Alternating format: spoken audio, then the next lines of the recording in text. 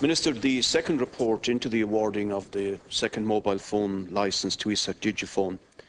found that the then Communications Minister acted in a way that was disgraceful and insidious and had irregular interaction with interested parties at its most sensitive stages, and that Mr Lowry gave substantial information to Denis O'Brien of significant value and assistance to him in securing the mobile licence. Minister, do you recall that Mr O'Brien later sold this licence and made a personal profit of £250 million, should have paid £50 million in the then low corporation tax,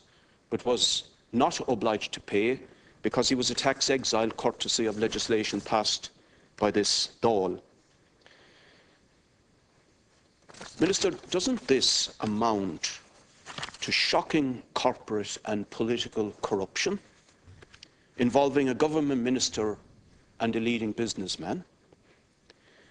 Doesn't it amount to wealth that properly belonged to the Irish people who owned the licence being passed to the enrichment of a private individual? Can I ask you, therefore, if you will agree with me, that as an initial response, the Criminal Assets Bureau now seek to recover the £250 million in profits made by O'Brien in this, as a result of a corrupt relationship,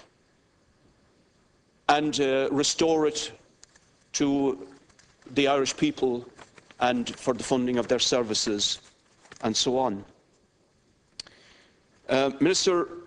are you aware that the Tribunal found that Mr Denis O'Brien instigated a donation of $50,000 to the Fine Gael party, which the Tribunal said was made in a manner which, having regard to its false and misleading documentation, was secretive, utterly lacking in transparency, and designed to conceal the fact of such payment by or on behalf of the donors? Can I ask you if you agree that this is a shocking indictment of the Fine Gael party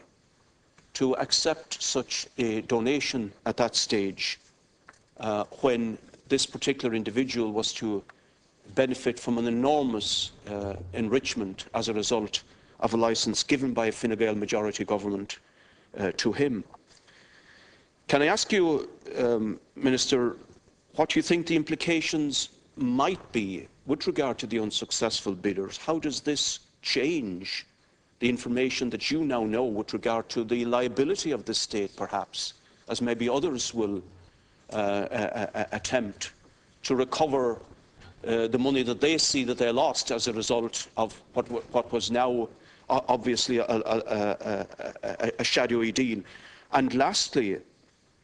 Minister,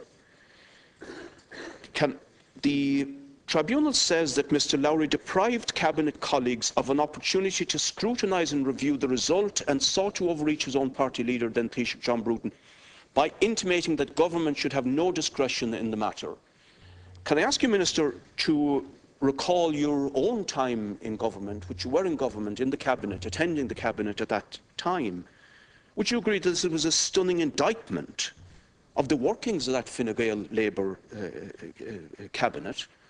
and to tell us what you recall from the time and what your impressions were by being manipulated, obviously, and railroaded by one particular minister?